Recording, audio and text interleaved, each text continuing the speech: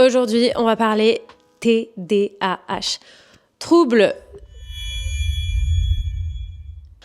déficitaire de l'attention avec ou sans hyperactivité, puisque j'ai été diagnostiquée de ce trouble il y a peu et que ça a littéralement bouleversé ma vie. Petite parenthèse, le TDAH, c'est un handicap parce que ce n'est pas quelque chose de psychologique, c'est quelque chose de neurologique. C'est en fait une transmission des informations. Donc, entre les neurones, il y a des neurotransmetteurs et ces neurotransmetteurs ne vont pas fonctionner de la même manière que sur un cerveau neurotypique. Et donc, on rentre dans la catégorie des fonctionnements neuroatypiques. Le cerveau est câblé comme ça. Il n'y a rien à faire, donc c'est un handicap, on ne peut pas agir là-dessus. On peut après, je vais vous le montrer, agir au quotidien pour améliorer certaines choses, mais je resterai comme ça toute ma vie. Alors, pour comprendre un peu tout ce que je vais vous raconter, il faut que vous compreniez un peu qui je suis et comment je fonctionne. J'ai toujours pensé avoir un caractère et une personnalité particulière, comme tout le monde, mais voilà, chacun a son individualité, mais j'avais bien identifié la mienne, comment je fonctionnais, etc. Et c'est vrai que je ne voyais pas ce fonctionnement en beaucoup de personnes. Je suis quelqu'un qui a vraiment une imagination et une créativité que je pense être assez débordante. Et ça m'a beaucoup aidé, ça m'a beaucoup servi dans mon expérience professionnelle notamment et aussi dans ma vie personnelle. Mais ça implique aussi que j'ai vraiment beaucoup d'idées, que dès que j'ai une idée, j'ai envie de la concrétiser tout de suite, mais qu'il est très rare que j'aille au bout de cette idée. Ce qui fait que j'ai à peu près 1000 projets ouverts devant moi, aucun ou très peu de clôturés, et ça me crée une espèce de surcharge mentale, mais ça j'ai toujours été comme ça et je le gérais bien jusqu'à présent. De la même manière, comme j'ai beaucoup d'idées, j'ai aussi beaucoup de choses dans ma tête et j'avais la sensation d'avoir à peu près 55 onglets ouverts dans ma tête, un peu comme sur votre ordinateur, mais des onglets qui restaient ouverts en permanence et qui ne se clôturaient jamais puisque je n'allais jamais au bout de chaque tâche reliée à un onglet. Ce qui fait beaucoup et ce qui fait qu'en fait, au quotidien, les choses s'accumulent et qu'au bout d'un moment, ça fait une espèce d'erreur système. Pourquoi ces onglets, ils se fermaient pas ? Parce que je procrastinais aussi beaucoup. En me disant, ok, aujourd'hui, je peux pas faire ça, c'est pas grave, je le ferai demain. Sauf que le lendemain, je me disais la même chose, etc. Je repoussais les échéances, surtout des choses qui étaient importantes et qui me demandaient beaucoup de concentration, beaucoup de focus, ou alors les choses sur lesquelles je me jugeais pas à la hauteur. On m'a toujours décrit comme quelqu'un qui fait plein de choses en même temps, qui arrive à penser à plein de choses, voilà. Et tout ça, c'était presque des qualités quand j'étais plus jeune et que j'ai commencé à bosser. Et vous allez voir qu'au fur et à mesure du temps, c'est devenu tout sauf une qualité. En plus de ça, je suis quelqu'un de très impulsif. Donc voilà, c'est ce qui va me pousser aussi à, dès que j'ai une idée, ok, on la fait maintenant, etc. Et voilà, ok, on s'expatrie, on s'expatrie, let's go, on met toutes les affaires dans la voiture, on se casse. Voilà, ça marche comme ça avec moi. On a envie de faire un voyage, ok, je vais tout mettre en place pour qu'on y arrive. Avec cette impulsivité, du coup, vient aussi une dysrégulation émotionnelle, puisque cette impulsivité, je vais la retrouver aussi dans mes émotions. Donc, moi, ça peut partir très vite dans la colère et l'énervement, mais ça redescend aussi très vite, en fait. Une fois que j'ai craché ma petite colère, c'est bon, je peux passer à autre chose et je peux après être très bien, etc. Ce qui est assez déroutant, notamment, je pense, pour mon entourage, qui ne fonctionne pas du tout comme moi, notamment ma femme. Quand on s'est embrouillé sur un petit truc, ça va lui durer plusieurs heures, voire plusieurs jours avant de redescendre, alors que moi, une fois l'embrouille passée, c'est bon, on passe à autre chose et la vie reprend son cours. Mais pour elle, pas du tout. Et du coup, quand j'aime quelque chose, je l'aime aussi à fond, ou quelqu'un, de la même manière. Mais donc, quand je me passionne pour un sujet, je suis capable, là, par contre, d'avoir une concentration assez impressionnante et de rester en tunnel de focus sur ce sujet pendant très longtemps et d'engranger un nombre d'informations qui est colossal. C'est exactement ce qui s'est passé quand je me suis mise à m'intéresser à la PMA. C'est pour ça que j'ai vite eu cette petite casquette d'experte parce qu'en fait, ça m'a passionnée et donc j'ai engrangé absolument tout ce qui était possible d'engranger au sujet de la PMA. Donc ça peut avoir quand même des effets intéressants. Mais voilà, depuis que ma vie notamment professionnelle a commencé depuis que je suis avec Capucine, ça va bientôt faire 10 ans qu'on est ensemble. Tout ça s'est amplifié et s'est aggravé. Dans le sens où déjà le fait de devenir maman, ça a tout changé pour moi. Puisque le fait en fait de devenir parent, c'est évidemment beaucoup de bonheur, etc. Là n'est pas la question. Mais c'est aussi une charge conséquente en termes de ce qu'il faut faire, ce à quoi il faut penser, en termes de responsabilité, etc. Donc c'est encore des onglets qui sont venus s'ajouter à ceux qui étaient déjà très présents dans ma tête. Donc ça a été un premier tournant où je me suis dit « Ouh !» Je commence à être moins performante et à avoir plus de difficultés, mais toujours sans comprendre en fait le pourquoi de la chose. Deuxième tournant, ça a été mon burn-out. Je l'ai fait je crois que c'était il y a 3 ans, pour vous refaire un peu la situation. J'avais une boîte d'événementiel, donc j'organisais des mariages ici au Portugal. Et en plus, j'avais toutes mes activités autour de la PMA et de l'homoparentalité qui prenaient un essor considérable. J'étais en train d'écrire mes 2 premiers livres. Mes réseaux explosaient, donc je créais beaucoup de contenu. J'aidais beaucoup de monde. Je répondais à un nombre d'emails assez colossal par jour. Et là, j'avoue que je me suis aperçue que je ne réagissais plus du tout au stress comme avant. Avant, c'était quelque chose qui me boostait, etc. Et là, c'était trop. Je n'y arrivais plus. Et j'ai fait un burn-out. Alors, j'ai fait un burn-out. Mais ce qui m'a sauvée, c'est qu'en fait, j'ai eu le recul nécessaire pour me dire « Attention, il y a quelque chose qui ne va pas. Je pense que si je tire un jour de plus comme ça, en fait, demain, je ne pourrai pas me lever de mon lit, je ne pourrai plus bouger et ma vie professionnelle va s'effondrer, ma famille va être en galère parce que je ne pourrai juste plus rien faire. Ça a été difficile, je pense, d'en avoir conscience, mais je me félicite et je me remercie d'avoir eu cette conscience avant vraiment d'atteindre le point de non-retour. Donc vraiment, j'ai mis plein de choses en place, etc. Et je me suis sortie de ça. Et notamment, j'ai dû clôturer, fermer ma société d'événementiel qui pourtant marchait très bien et qui avait un avenir assez prometteur devant elle, en me disant ok, je sens qu'en fait mon utilité elle va plutôt être du côté de la PMA et de l'homoparentalité. C'est aussi ce qui me passionne et donc ce qui me motive le plus. Il faut que j'aille vers là où est ma motivation.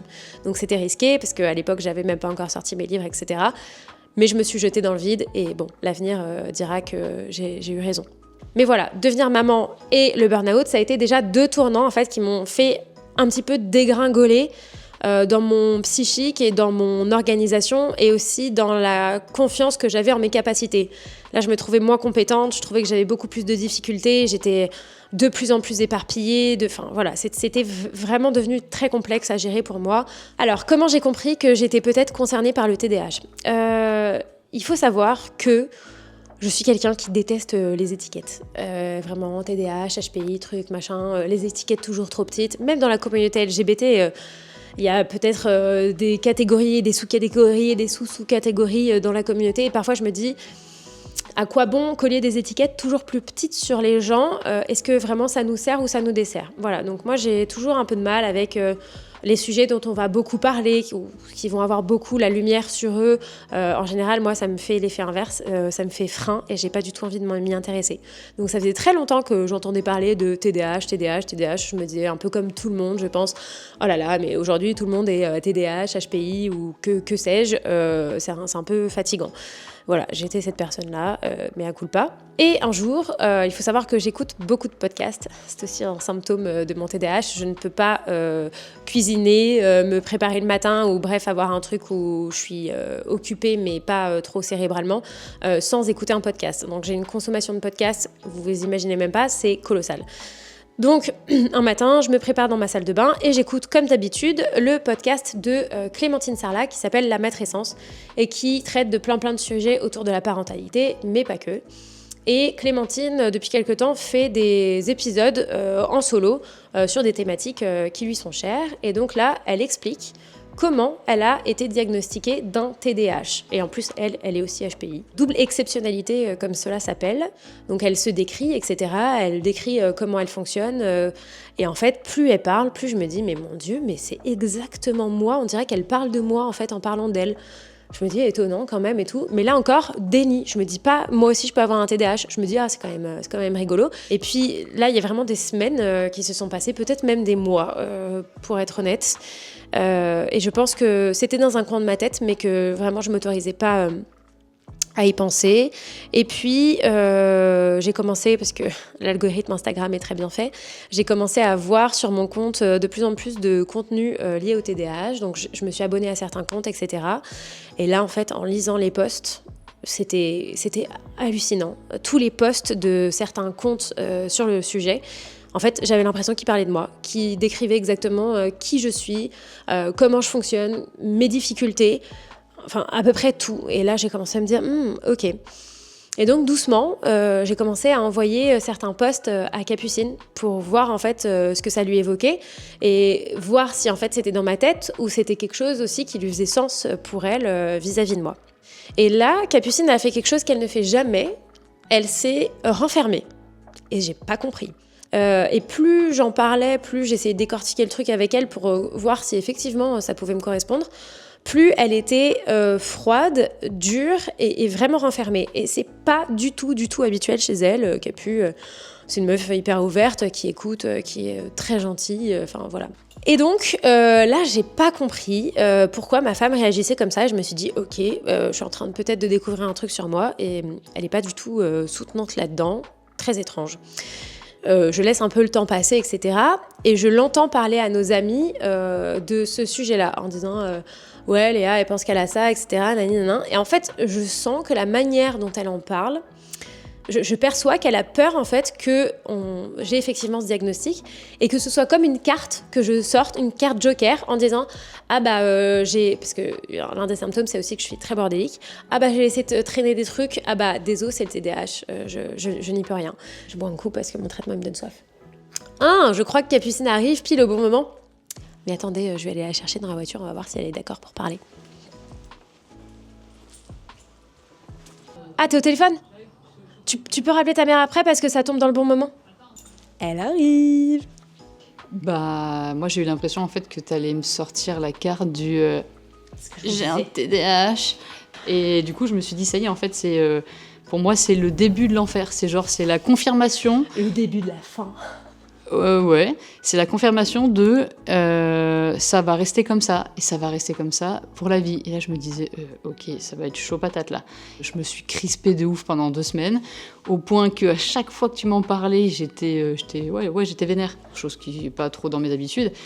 Et je me disais, aïe, aïe, aïe, aïe, aïe. Et en fait, après, j'ai réfléchi et je me suis dit, bah non, en fait, je connais ma meuf quand même. Non, depuis... t'as pas réfléchi toute seule. J'ai senti qu'il y avait un truc chelou. Et donc c'est là que je me suis dit, ok, il faut quand même que je lui dise que ça, c'est pas comme ça que ça va se passer. Oui, voilà, et puis je te connais, tu m'as rassurée, et j'ai surtout vu que tu te renseignais et que tu te bougeais les fesses pour voir le pourquoi du comment, ce que tu pouvais faire, améliorer, et tu t'es hyper renseignée sur tout en fait. Et encore une fois, c'est ce que je vous disais, quand il y a un sujet qui nous plaît, nous les TDAH, on fait un focus dessus. Donc là, j'ai fait un tunnel sur ce sujet pour vraiment me renseigner et trouver des solutions. Oui, et puis comme tu le dis toujours, le savoir c'est le pouvoir. Et un problème, une solution. N'est-ce pas ? Voilà. On les fait toutes ou pas ? Non, c'est bon. Et je me suis dit, ok, je connais ma meuf, ça fait quand même 9 ans qu'on est ensemble, 16 ans qu'on se connaît, elle va trouver des solutions, et je vois que déjà elle met des choses en place. Et le fait que t'aies mis des choses en place, je me suis dit, ok, ça va bien se passer. Mais j'avoue qu'au début, j'étais pas sereine, il est vrai. Ouais. Pardon. C'est pas grave. Merci bébé. Ciao. Et moi, l'idée, c'était pas du tout justement de me coller une étiquette et de dire bon bah voilà, je suis comme ça, j'y peux rien. Non, c'était tout l'inverse. C'était de mieux comprendre qui j'étais, comment je fonctionnais, pour justement trouver des solutions pour améliorer les choses.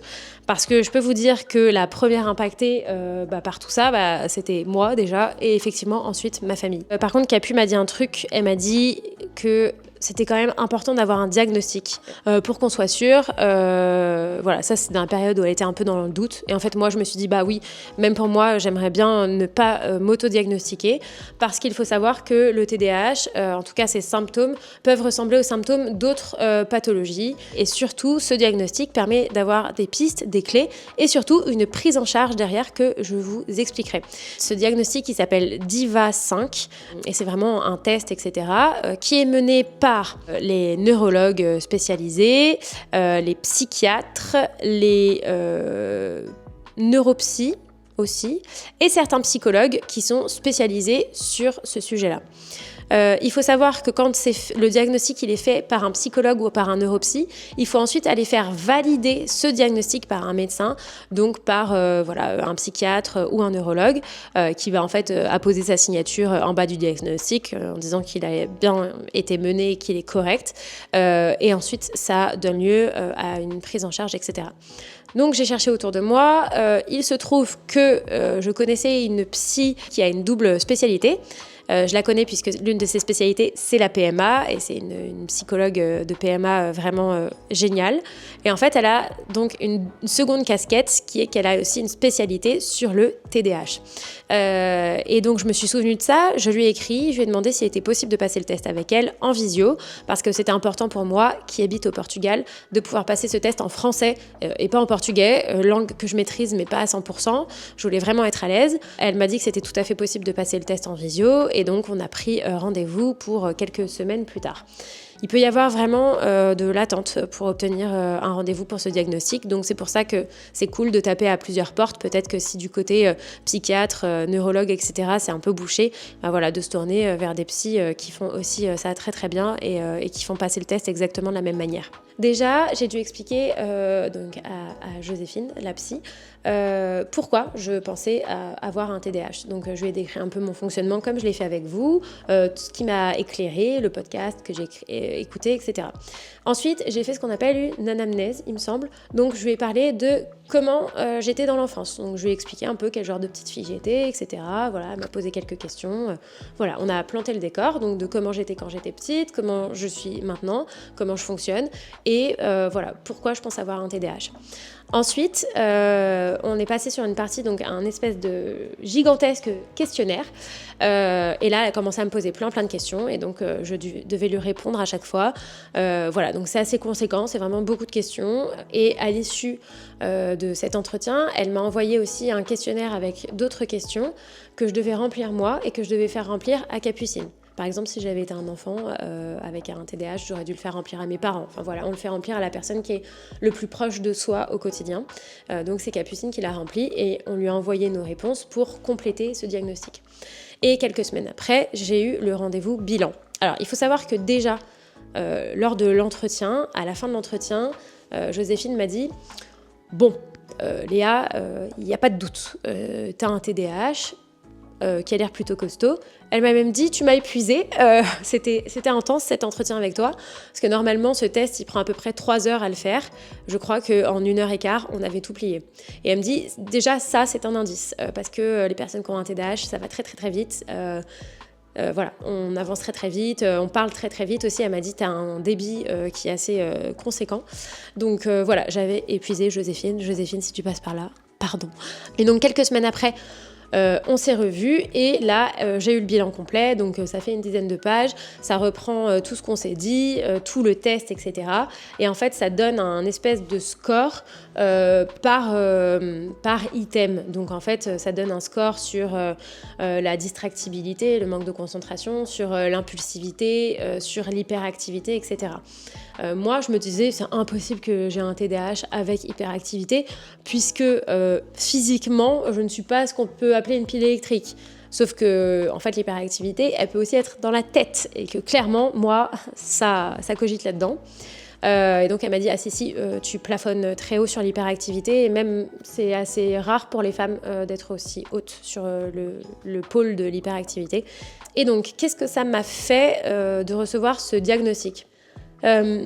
J'ai eu des réactions qui ont été très très paradoxales et qui, je crois, sont assez communes aux personnes qui sont diagnostiquées. J'ai été soulagée de comprendre que c'était pas juste que j'étais pas juste en fait une flemmarde, une procrastineuse, une personne pas fiable, qui arrive pas à respecter les délais, qui va pas au bout de ses idées, qui est bordélique, tout ce qu'on peut mettre sur le TDAH. Ça m'a mis un coup aussi en sortant de l'entretien, puisque finalement on vient appuyer sur toutes ces problématiques qu'on a au quotidien et qui peuvent, là je vous ai dit rapidement, mais ça s'étend sur tellement de sujets, c'est bien plus vaste que ce que je vous ai juste dit. Et en fait, on s'aperçoit à quel point on a parfois une attitude qui est problématique, des fonctionnements qui sont problématiques aussi. Donc voilà, juste après l'entretien, j'étais quand même pas mal abattue. Ensuite, soulagée. Et puis ensuite, un peu déprimée. J'avoue que pendant quelques jours, quelques semaines, j'ai été assez déprimée puisque je me disais, justement, en fait, c'est dans mon cerveau. Donc, avant ça, je me disais, ok, tu vas te réorganiser, tu vas mettre des choses en place, parce que moi, je suis la grande spécialiste de je vais mettre des choses en place, je les tiens en 2 minutes, et puis après, plus du tout. Mais je me disais quand même, en fait, tu vas trouver des pistes d'amélioration. Un jour, tu seras plus organisé, un jour, tu auras moins d'onglets ouverts dans ta tête, un jour, tu seras plus apaisé, tu seras moins sous pression constante, etc. Et en fait, là, je comprends que non, que je resterai comme ça jusqu'à la fin de ma vie, parce que mon cerveau, lui, ne changera pas. Et donc là, j'ai été un peu déprimée et surtout de comprendre que c'est un handicap. Je ne m'étais jamais imaginée comme quelqu'un pouvant avoir un handicap. Alors attention, on est sur un handicap qui me pose problème au quotidien, très clairement, mais qui est bien plus léger que des milliers d'autres handicaps. Donc il n'y a pas de différence à faire par rapport à ça, mais c'en est quand même un, par la force des choses. Voilà, donc j'étais en demi-teinte. Ensuite, donc j'ai eu ce bilan et dans ce bilan, Joséphine m'a dit que je pouvais être une bonne candidate au traitement qui est proposé pour compenser le TDAH. Alors, j'en avais entendu parler de ce traitement, à base de psychotropes, d'amphétamine plus précisément. J'en avais entendu parler en amont et pareil, exactement pareil, comme d'habitude, je m'étais dit mais jamais de la vie, je vais jamais prendre un traitement, etc. En plus assez costaud. Je gérerai ça au quotidien avec des petites solutions, etc. Je vais chercher, je vais peut-être suivre une thérapie cognitivo-comportementale pour m'aider. Je vais faire plein de choses, mais non, je n'irai pas jusqu'au traitement, j'en suis pas là.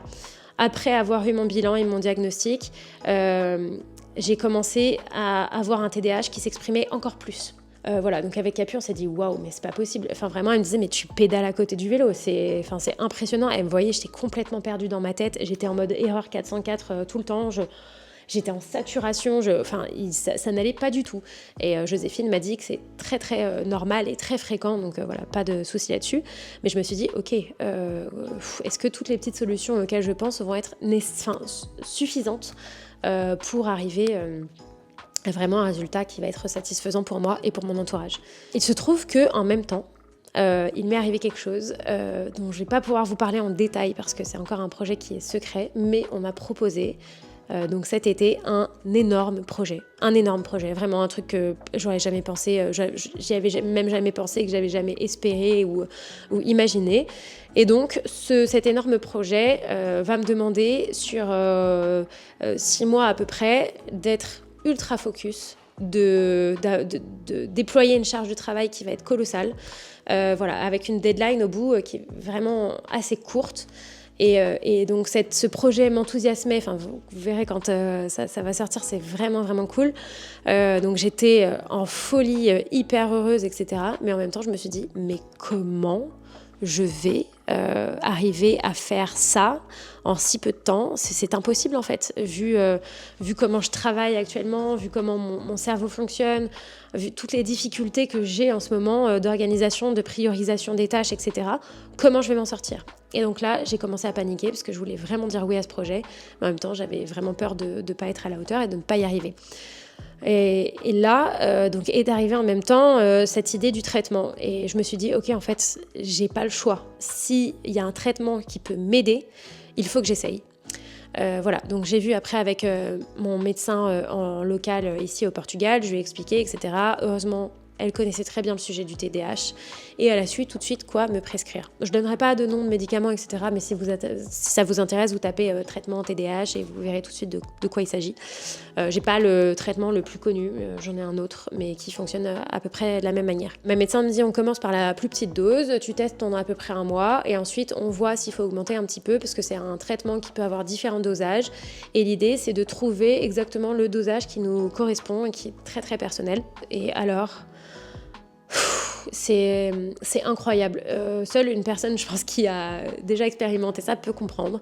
Mais c'est comme si on avait sorti mon cerveau, qu'on l'avait complètement lavé, cleané, fermé tous les onglets, fait des to-do list hyper claires, hyper précises. C'est comme si on m'avait mis une priorisation des tâches hyper cohérente, qu'on m'avait en fait rebooté mon cerveau et qu'on l'avait remis dans ma tête. Et là, je me retrouve vraiment à fonctionner, mais de manière optimale, hyper impressionnante. Les premiers jours, je disais à Capu, je suis une machine de guerre. Enfin, vraiment, je me sentais avoir une clarté mentale, vraiment une clarté mentale impressionnante, une capacité de focus impressionnante aussi. Donc en fait, je commençais des tâches, j'allais jusqu'au bout de la tâche et je la clôturais. Donc en fait, ça m'a apporté aussi des shoots de dopamine, ce qui est très important quand on a un TDAH, qui était vraiment agréable. Et voilà. Et en fait, je voyais que je prenais les priorités une par une, je traitais les choses, etc. Et donc je prends ce traitement depuis mi-août, fin août, je ne sais plus. Donc je commence à avoir quelques semaines de recul et vraiment c'est extraordinaire. Par contre, c'est un traitement qui se prend vraiment sur une période donnée, à des moments précis. Donc en fait, je peux très bien en prendre le lundi, mais ne pas en prendre le mardi, etc. C'est vraiment pas un traitement de fond, c'est un traitement qui se prend et qui agit pendant un certain nombre d'heures sur la journée où on le prend. Ça me permet d'avoir cette béquille-là pendant les mois que va durer en fait ce projet assez conséquent pour moi. Mais par exemple, je ne prends pas de mon traitement le week-end, parce que le week-end, je suis en famille, je ne travaille pas. J'ai pas à être en mode machine de guerre. Donc voilà, je laisse mon cerveau aussi se reposer, je fais des siestes, je m'aménage des temps off pour souffler et j'en prends la semaine pour avancer, etc. et être performante. Et vraiment, ça marche très bien, en tout cas pour moi. Mais c'est pas quelque chose que je vais continuer. Une fois que en fait, j'aurai passé ces quelques mois très très intenses, j'en prendrai une fois de temps en temps, quand j'ai des journées par exemple où je dois beaucoup écrire mes newsletters, écrire beaucoup de contenu. Voilà, par exemple, ça c'est des journées où c'est intéressant pour moi d'avoir un focus assez constant. Mais les journées où je vais répondre à mes emails, je vais faire de la compta, et des petites tâches comme ça qui sont plutôt ok pour moi et où j'ai pas besoin d'un tunnel de concentration très très long, je ne serai pas obligée de prendre ce traitement. Parce que quand même, c'est un traitement qui est assez fort, donc c'est à base d'amphétamine, c'est quand même pas rien. Au niveau cardiaque, etc., il faut vérifier, il faut suivre ça parce que ça peut créer des palpitations, etc., des choses pas très cool. Et moi, je m'estime heureuse parce que je n'ai pas d'effet secondaire, à part d'avoir très soif. Et ça me coupe aussi un peu l'appétit le midi, même beaucoup. Donc il faut que je fasse très attention à ça parce que j'ai perdu plus d'une quinzaine de kilos ces derniers mois. Et l'idée, c'est pas du tout d'en perdre plus et c'est de aussi conserver mes muscles, etc. Donc il faut que j'arrive à me nourrir comme il faut le midi. Mais sinon, pour le traitement, pour moi, c'est vraiment un game changer incroyable. Ensuite, pour cette dernière partie, j'aimerais vous parler de toutes les petites choses que j'ai mis en place au quotidien et qui m'aident énormément. Donc, par ailleurs, à côté du traitement, même sans traitement, ça m'aidait déjà énormément. J'ai fait pas mal de petites choses qui peuvent sembler hyper anodines quand on a un cerveau qui fonctionne de manière lambda, mais qui sont très très très précieuses quand on a un cerveau comme moi qui fonctionne un peu différemment. Première chose, sur le travail. J'ai adopté la méthode Pomodoro, qui est assez connue. La méthode Pomodoro, en fait, c'est de se timer quand on travaille. L'idée, c'est que je mets sur mon téléphone un timer de 25 minutes, je le démarre et je commence une tâche. Pendant que je fais cette tâche, je n'en fais aucune autre. Je ne touche pas à mon téléphone, je ne réponds pas à mes messages. Si je reçois des notifications, je les ignore. Si je reçois des emails, je les ignore. Je reste focus sur ma tâche pendant 25 minutes. Au bout de 25 minutes, mon timer sonne et je fais une pause de 5 minutes. Donc là, je me lève, je fais un tour, je vais faire pipi, je bois un coup, je regarde mon téléphone aussi, je réponds si j'ai eu des messages urgents, etc. Mais ça dure seulement 5 minutes. Au bout de 5 minutes, je me remets dans une nouvelle phase de travail de 25 minutes. Et j'enchaîne 3-4 phases de 25 minutes comme ça, avant de faire une plus grande pause d'environ un quart d'heure. Et là, parfois, je vais dans mon jardin, je passe un coup de fil, je fais autre chose, je m'aère la tête. Et je dois dire que ça marche extrêmement bien. C'est pourtant tout bête, c'est qu'un petit timer, mais pour moi, ça fonctionne très très très bien. Notamment quand j'ai pas mon traitement, ça c'est une solution très efficace. Autre chose, j'ai investi, donc je vous ai dit que j'écoutais beaucoup de podcasts, etc. Mais les podcasts, je les écoute en mode haut-parleur sur mon téléphone. Là, je sais pas pourquoi, j'ai eu cet élan, avant même de savoir que c'était quelque chose qui pouvait m'être utile. Je me suis dit, tiens, je vais m'acheter des AirPods. Impulsion, l'impulsion à acheter des choses aussi est souvent chère. C'est un problème dans le TDAH, voilà, mais que j'essaye de calmer depuis quelques années et je me suis vraiment raisonnée là-dessus. Mais là, je sais pas, j'ai eu ce truc de il faut que je m'achète des AirPods. J'en ai jamais eu, j'en utilise pas au quotidien. Je me disais, en fait, ça se trouve, je les utilise 3 fois et ça va être des sous claqués pour pas grand-chose. Mais je sais pas pourquoi, je me suis dit, non, il faut absolument que je les achète. Bon.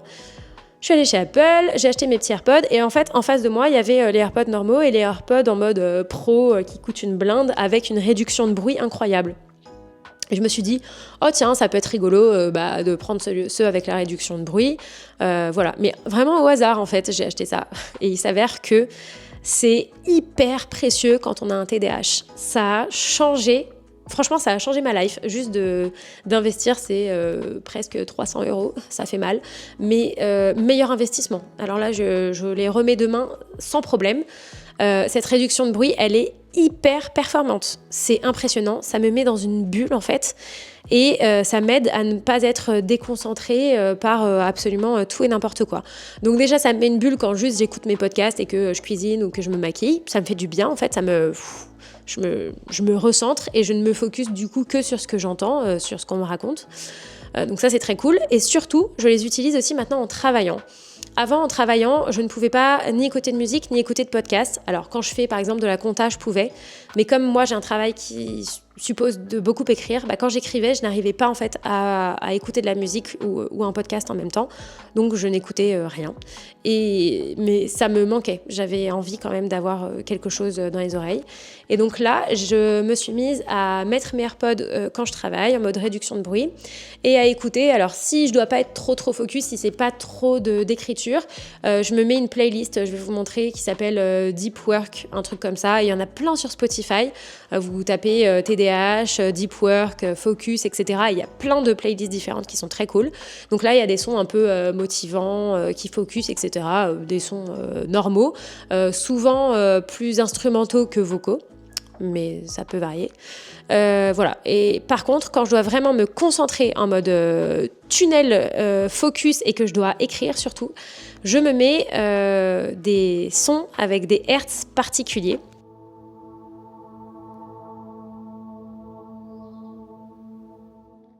Et ça, ce sont des sons avec des hertz particulier parce qu'on s'est aperçu en faisant des recherches que certains hertz, donc certaines tonalités, apaisaient et aidaient les cerveaux TDAH à mieux se focus. Et ça, c'est incroyable. Alors au début, vous écoutez ça, vous vous dites putain, c'est un peu boring, mais en fait c'est incroyable, ça me focus et avec ça j'écris, mais alors des heures et des heures et des heures, et donc ça m'aide voilà, à vous répondre correctement aux emails, à écrire de chouettes newsletters, etc. De la même manière, moi je lis beaucoup et ce qui m'a aidé, c'est d'acheter une liseuse. Ça m'a aidé à me focus puisque en fait, moi j'oublie toujours un peu tout. Donc si je lis sur papier, même si je suis intéressée par le livre que je lis, si je l'ai pas avec moi tout le temps, je ne l'avance pas et donc évidemment, je l'oublie à gauche, à droite. Et quand on a un TDAH, ce qu'on ne voit pas, ce qu'on n'a pas sous les yeux, n'existe plus. Les personnes, et ça marche aussi avec les personnes, malheureusement. Et du coup, si j'avais pas mon livre sous les yeux, je ne le lisais pas. Et pareil, je mets mes écouteurs, ça me met dans une bulle, je mets mes hertz, mes sons un peu particuliers, et ça me permet de lire beaucoup plus longtemps que juste sans rien.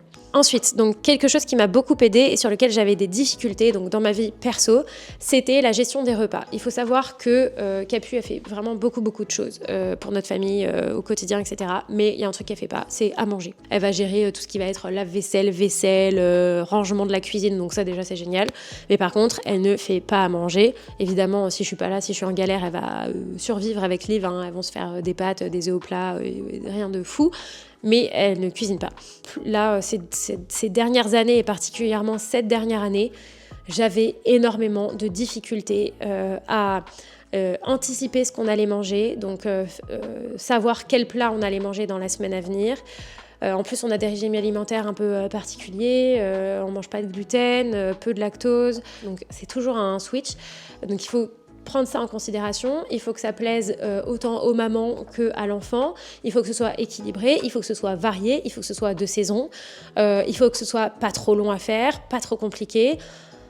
Et en fait, ça me prenait la tête quand venait le moment de faire les courses et de se dire qu'est-ce qu'on va acheter, qu'est-ce qu'on va faire à manger.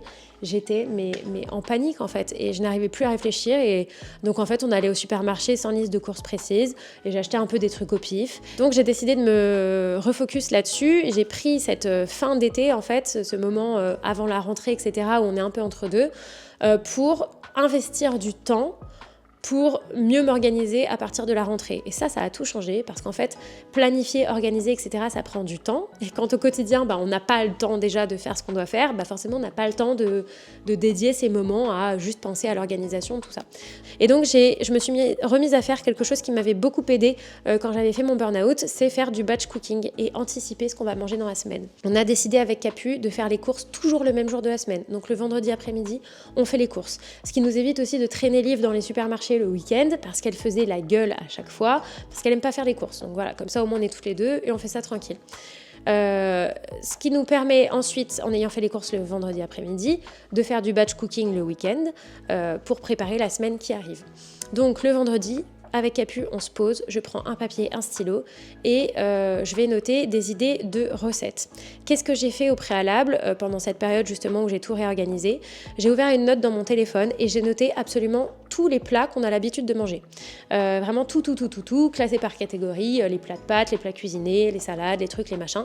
J'ai pris cette liste, je l'ai envoyée à ChatGPT et je lui ai dit que je voulais vraiment qu'il devienne mon assistant sur la food et qu'il me propose en fait des plats qui sont similaires à ceux qu'on a l'habitude de manger, en lui disant à quoi on était intolérante, allergique, etc. ChatGPT a complété ma liste et donc maintenant je me retrouve avec une liste assez conséquente dans mes notes de téléphone. Et donc quand arrive le vendredi, qu'il faut faire la liste, je regarde dans ma note de téléphone et je prends un peu un plat dans chaque catégorie. Je dis ok, cette semaine on va manger ça. Ça me permet de vraiment être sûre de l'équilibre alimentaire, de voir qu'on mange assez de viande, assez de poisson, assez de plats végétariens, etc. Vraiment, j'arrive à bien gérer comme ça. Et ensuite, je fais ma liste de courses en fonction de ces plats-là.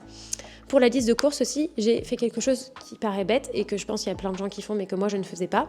C'est que pareil, j'ai ouvert une note dans mon téléphone, une note avec les cases à cocher, vous savez, dans l'iPhone. Et en fait, tout ce qui est coché, que ce soit coché ou décoché, tout est visible. Donc, j'ai fait une liste classée par rayon de absolument tout ce qu'on achète, tout ce qu'on consomme de manière régulière, quotidienne, etc. Et en fait, à chaque fois qu'il manque quelque chose à la maison, que je m'en aperçois durant la semaine, et du coup, je vais décocher la case de cet aliment-là, de cet ingrédient-là. Du coup, ça va me le mettre comme à acheter. Et puis pareil, quand je vais faire ma liste de courses, pareil, je vais aller dans ma liste et en fait, je vais aller appuyer sur tout ce qu'il me faut, ce qui à la fin me fait une liste de courses super claire et classée par rayon. Pareil, j'ai mis un peu de temps à faire ça, mais il s'avère que ça fait gagner ensuite un temps précieux. Voilà, et ensuite, pour les courses, comme j'ai partagé cette liste de courses avec Capu, donc elle l'a aussi sur son téléphone, ce qui nous permet de faire les courses 2 fois plus vite, parce qu'en fait, il y en a une qui s'occupe des choses à acheter dans tel rayon, pendant que l'autre fait tel rayon, et on avance comme ça à 2, et on fait les courses de manière hyper rapide parce que ça nous saoule toutes les deux, comme plein de gens j'imagine, et voilà, donc ça c'est expédié hyper rapidement et ça fait drastiquement baisser le coût moyen de nos courses. C'est impressionnant. Je pense qu'avant, on était facile dans les alentours de 150 € par semaine. Là, on est en dessous de 100 €. Donc, la différence, quand même, elle est énorme. Il y a 0 gâchis, puisque je n'achète que des choses que je vais utiliser pour les plats et rien de superflu. Et s'il manque quelque chose au pire du pire dans la semaine, Capu a refait un petit seau et c'est tout. Mais dans l'idée, c'est censé nous tenir toute la semaine. Et donc ensuite, soit le samedi matin, soit le dimanche matin, je me mets au fourneau. Ce qui est cool, c'est que souvent maintenant, Capu et Liv m'aident. Liv, elle adore faire à manger, donc voilà, je vais lui donner des petites tâches simples à faire, genre épluche-moi les carottes, voilà, des trucs comme ça. Elle aime bien, ça l'occupe, on passe un moment ensemble, et moi, ça me permet d'avancer sur autre chose. Et en général, je prépare pas pour toute la semaine, je prépare pour la première moitié de la semaine. Et je refais une petite session de batch cooking le mercredi après-midi, puisqu'on a Liv avec nous, donc de toute façon, on ne peut pas travailler correctement le mercredi après-midi. Donc, je dédie 1 heure, 1 heure et demie à faire les plats pour l'autre moitié de la semaine. Comme ça, on a toujours des choses qui sont fraîches, etc. S'il y a besoin, je congèle aussi des plats que je décongèle quand il y en a besoin. Voilà, ça peut paraître... Enfin, moi, quand il y avait des gens qui me disaient qu'ils fonctionnaient comme ça, avant, je me disais, mais c'est militaire, enfin, c'est horrible de vivre comme ça. Surtout que moi, vraiment, je suis une personnalité, vous avez compris, qui aime la spontanéité, voilà, faire des trucs comme ça, hop, ça vient. Mais en fait, de nous contraindre à ce fonctionnement, ça nous a fait gagner en liberté, en temps déjà, parce que du coup, tous les jours, on a nos petits plats dans le frigo, hop, on réchauffe, on mange, enfin, c'est réglé. Donc, je travaille beaucoup mieux, beaucoup plus dans la semaine grâce à ça. Je suis plus tranquille dans ma tête, je sais que c'est déjà prêt, que tout va bien, que tout roule. On n'a pas de rush aussi, donc quand on rentre de l'école, il n'y a pas de rush pour vite faire à manger, etc. Non, on se pose dans le canapé, on fait des câlins avec Liv, etc. avant qu'elle aille prendre sa douche. On a vraiment ce sas de décompression. Donc c'est cool et voilà, en fait, donc ça demande un peu de rigueur, mais finalement la rigueur fait gagner en temps, en liberté et en tranquillité d'esprit, c'est assez hallucinant. J'ai aussi acheté dans la cuisine, j'ai acheté un planificateur qui est collé en fait à mon placard où j'inscris les plats qu'on va manger, etc.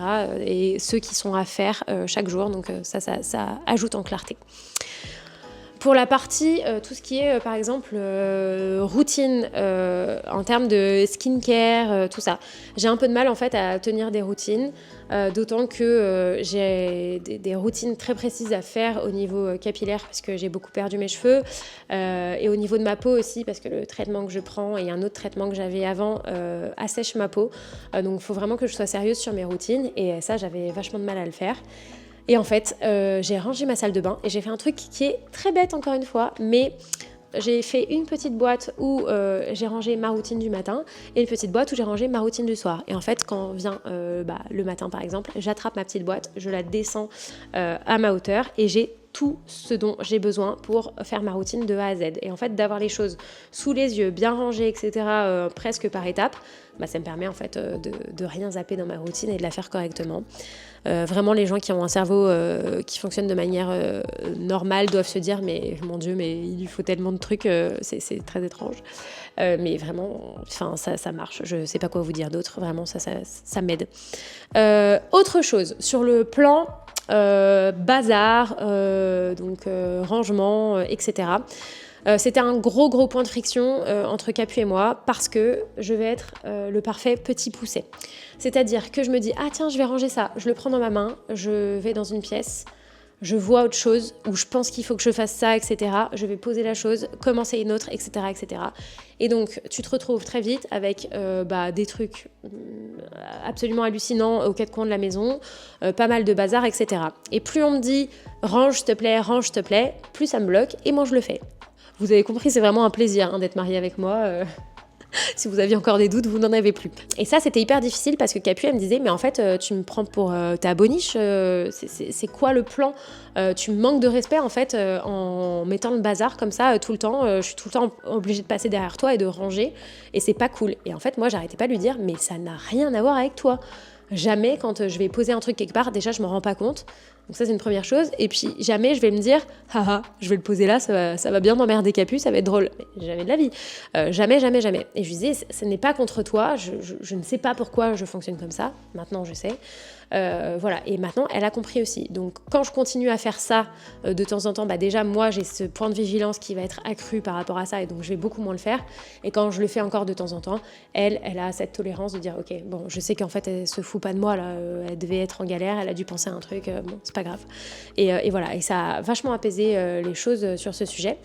Et ce qui a beaucoup aidé, c'était qu'avant, c'était nous qui faisions le ménage chez nous, et principalement Capu surtout, parce qu'elle a plus de temps dans sa journée que moi, donc on avait un peu convenu que c'était elle qui allait s'occuper plus du ménage, mais pareil, en fait, elle faisait le ménage et je foutais le bordel derrière, et elle voyait ça comme un manque de respect, et elle en avait marre en fait, et puis on n'avait pas de jour fixe pour faire le ménage, elle faisait un petit bout là, elle faisait la cuisine un coup, la salle de bain un autre coup, enfin voilà, et donc on n'avait jamais cet effet maison toute propre d'un coup et tout bien rangé sur toutes les pièces. Et donc je sentais que vraiment on se prenait un peu trop le bec là-dessus et que je trouve que c'est complètement ridicule, qu'il y a bien d'autres problèmes dans la vie, donc que j'avais envie un peu d'écarter celui-là. Et je lui ai dit ok, prenons quelqu'un pour nous aider sur le ménage. Et surtout que ce soit hyper récurrent, donc quelqu'un qui passe toutes les semaines, le même jour, à la même heure, et que voilà, chaque semaine on fasse un vrai reset sur toute notre maison. Alors, on a mis vraiment longtemps à trouver des gens bien. Là, c'est une équipe qui vient, c'est un couple en fait, un homme et une femme, adorables. On les aime vraiment, vraiment beaucoup. On se sent très chanceuse de les avoir dans notre équipe pour nous aider. Et du coup, ils viennent toutes les semaines. Ce qui permet en fait, avant qu'ils viennent, que moi j'ai une deadline en mode ok, là il faut plus de bordel, parce que par contre moi je suis ok pour qu'on ait quelqu'un qui nous aide sur la partie nettoyage, etc., mais je veux que la maison soit ultra rangée. Je ne supporterai pas que quelqu'un doive ranger mon bazar, etc. Ça m'incombe, et je trouve que ce serait pas respectueux pour eux.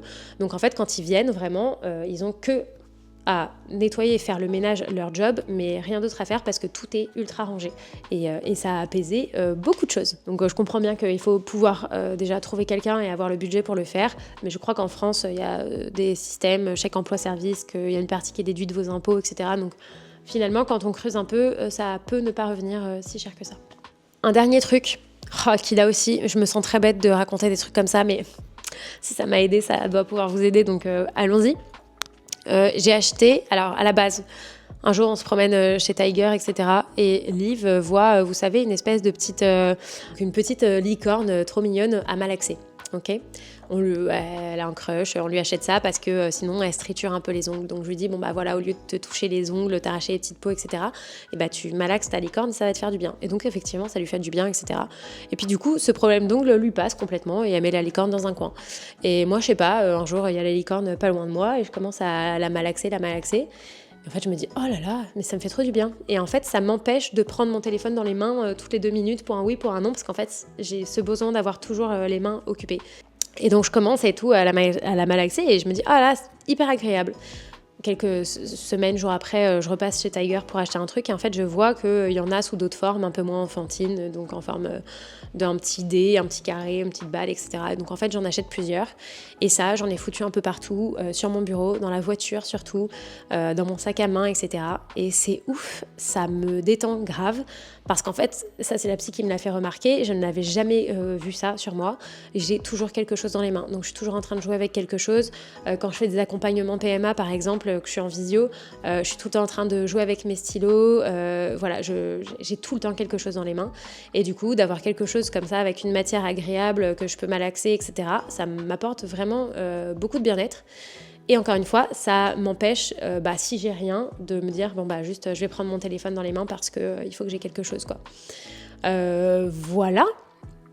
J'ai pas encore trouvé de solution justement pour vraiment, vraiment diminuer drastiquement mon temps d'écran et mon espèce de scroll incessant sur les réseaux. Ça, c'est un problème déjà que beaucoup de gens ont, mais alors quand on a un TDAH, c'est encore pire. J'ai quand même, je trouve, avec tout ce que j'ai mis en place, diminué ça, mais c'est vrai que j'ai encore des phases, des fois, où mon cerveau déconnecte et je suis comme un zombie sur mon téléphone et ça me saoule vraiment. Donc c'est le point que j'aimerais encore améliorer. Il y en a encore plein d'autres, mais déjà avec tout ce que je vous ai raconté, je peux vous dire que ma vie, elle a changé, vraiment. Elle a drastiquement changé.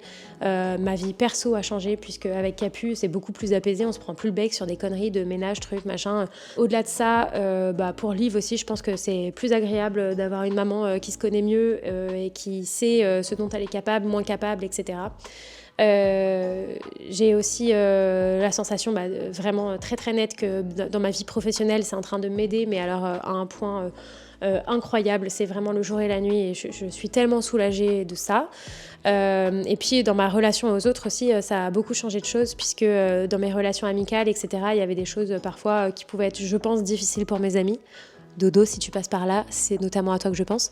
Ou parfois, quand j'étais trop submergée, pour le coup, je pouvais plus toucher à mon téléphone. Et donc, les amis que j'ai pas en physique à côté de moi, je pouvais ne plus leur répondre pendant plusieurs semaines, à tel point que mes amis maintenant sont habitués et passent par Capucine en disant « Ok, est-ce que Léa va bien ? Est-ce que tout va bien chez vous ?» Parce qu'elle ne nous répond plus, donc on sait que c'est que ça doit être une période compliquée pour elle, etc. Et en fait, ça, c'était comme des crises de TDAH que je ne connaissais pas, mais qui m'arrivaient. Et c'était très difficile pour moi parce que tous les jours, je me disais « il faut que je réponde à mon ami, il faut que je réponde à mon ami ». Et ça me faisait du mal de ne pas leur répondre parce qu'en plus, je les aime, mes amis. Mais pour autant, c'était physiquement impossible. Je n'arrivais pas à prendre mon téléphone et à répondre. Donc voilà, je pense que pour mes amis aussi, ça a pu peut-être donner des clés de non, juste je ne vous ignore pas et c'est pas que je vous aime pas et que je me préoccupe pas de vous, mais c'est que parfois je suis pas en capacité. Voilà. J'espère que c'était éclairant pour vous, j'espère que ça vous permet peut-être de mieux comprendre des personnes qui sont peut-être atteintes de ce trouble dans votre entourage, ou que ça vous permet peut-être de mettre en lumière votre propre trouble éventuellement.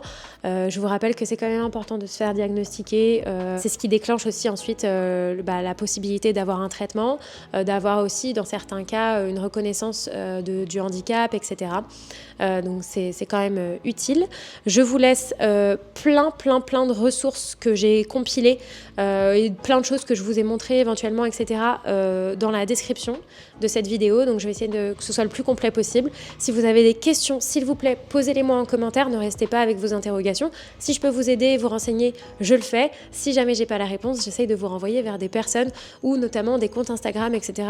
Qui sont assez intéressants sur ce sujet. Je vous dis à la prochaine et je vous remercie de m'avoir écouté. Et surtout, n'oubliez pas de vous abonner.